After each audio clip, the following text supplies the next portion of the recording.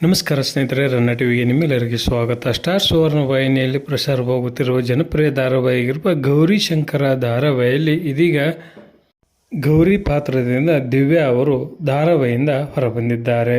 ಇದಕ್ಕೆ ಅಸಲಿ ಕಾರಣವೇನು ಎಂಬುದನ್ನು ಇಂದಿನ ವಿಡಿಯೋದಲ್ಲಿ ನಾವು ನಿಮಗೆ ತಿಳಿಸಿಕೊಡುತ್ತೇವೆ. ನೀವು ಸಹಿತ ಇವರ ನಟನೆಯನ್ನು ಇಷ್ಟಪಡುವುದಾದರೆ ಈ ವಿಡಿಯೋಗೆ ತಪ್ಪದೆ ಒಂದು ಲೈಕ್ ಮಾಡಿ.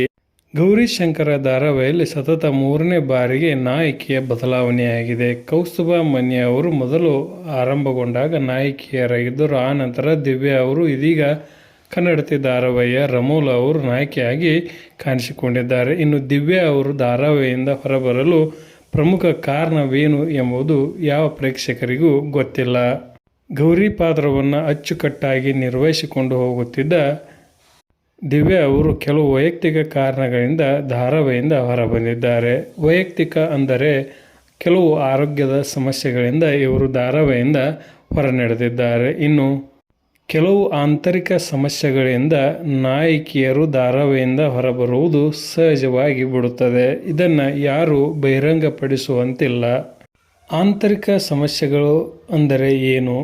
3 ತಿಂಗಳು ಕಳೆದರೂ ಸಹಿತ ಕೆಲವು ನಟ ಮತ್ತು ನಟಿಯರಿಗೆ ವಾಹಿನಿಯು ಸಂಭಾವನೆಯನ್ನು ನೀಡುತ್ತಿಲ್ಲ. ಹೀಗಾಗಿ ಕೆಲವರು ಧಾರಾವಾಹಿಯಿಂದ ಹೊರಬರುತ್ತಿದ್ದಾರೆ. ಇದಲ್ಲದೆ ಇನ್ನೂ ಸಾಕಷ್ಟು ಕಾರಣಗಳಿಂದ ಕೆಲವು ಜನಪ್ರಿಯ ನಟ ಮತ್ತು ನಟಿಯರು ಧಾರಾವಾಹಿಯನ್ನು ಬಿಡುವುದು ಸಹಜವಾಗಿದೆ ಎಂದೇ ಹೇಳಬಹುದು. ಇದರ ಬಗ್ಗೆ ನಿಮ್ಮ ಅನಿಸಿಕೆಯನ್ನು ತಪ್ಪದೆ ಕಮೆಂಟ್ ಬಾಕ್ಸಲ್ಲಿ ಕಮೆಂಟ್ ಮಾಡಿ. ಧನ್ಯವಾದಗಳು. ನಮಸ್ಕಾರ.